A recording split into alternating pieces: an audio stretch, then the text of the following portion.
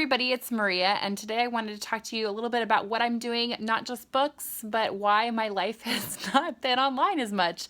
I've been busy, so the first thing I wanted to show you is a baby quilt I literally just finished about 10 minutes ago for my cousin.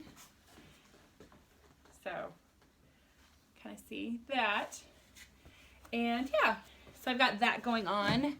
I also have been working on getting, at the end of the year, I always do, more like January, February, I get a scrapbook made or a photo book made of our previous year pictures. And I got an email a couple weeks ago saying that the company that I normally use, I've used for like 8 years, is going out of business in May. So they have all these great deals, but it means that the couple projects that I've been procrastinating on, I have to not procrastinate on anymore.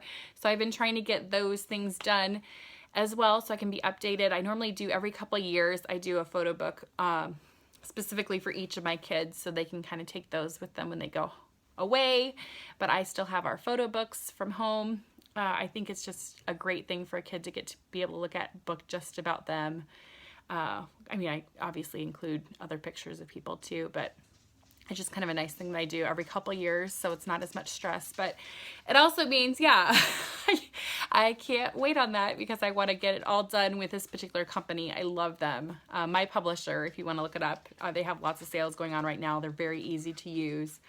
But yeah, if you have any recommendations for other photo book companies that are really good quality, please put them below. I'm really picky about customizing things, so Shutterfly does not, yeah, some of their quality I'm not really thrilled with. So if you have other suggestions, put them in the comments below.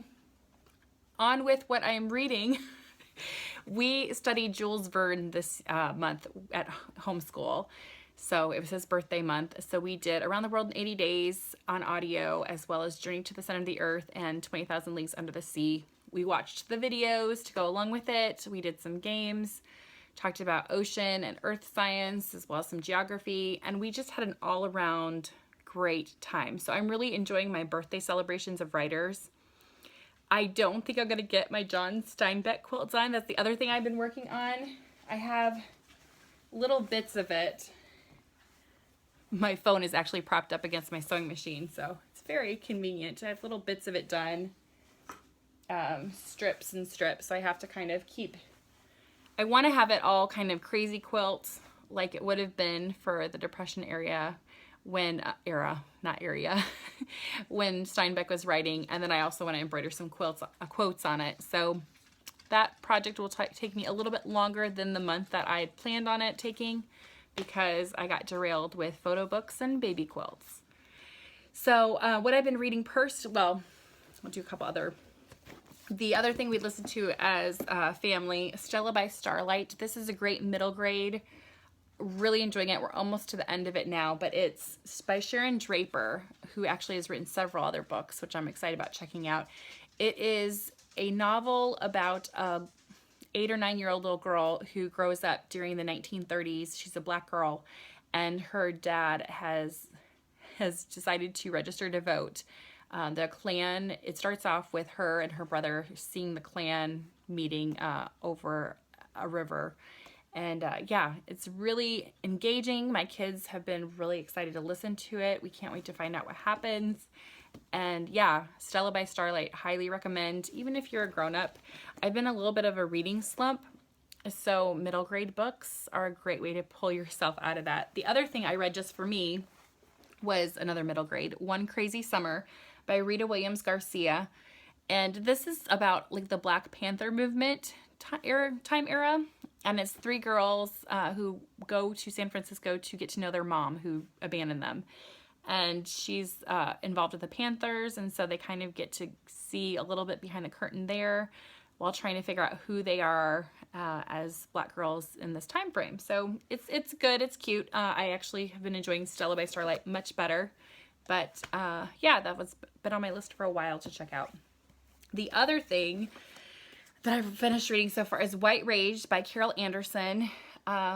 I gave it 3 stars, I think. It's a good one, but I think I've read some other better ones on racial relations.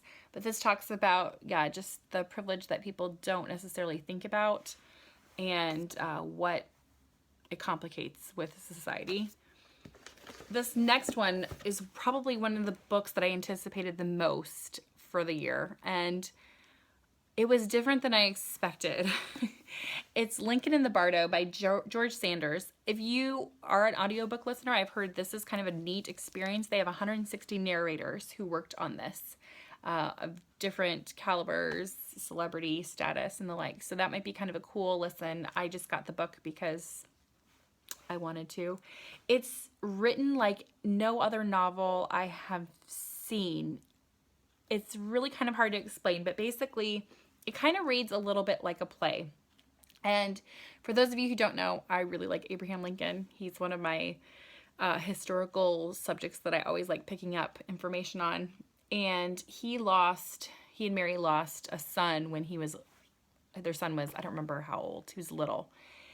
And it changed Lincoln and how he interacted.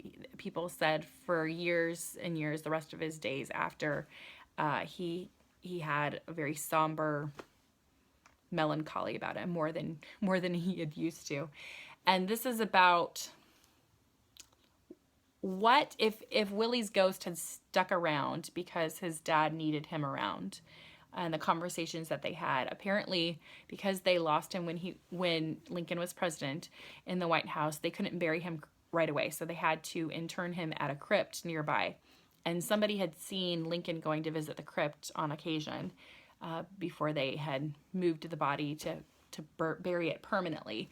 And so this is just talking about the conversations that he had with his son, other ghosts who don't understand why there is a child ghost around, because children normally go apparently much faster. And so their reflections on what's happening and the melancholy.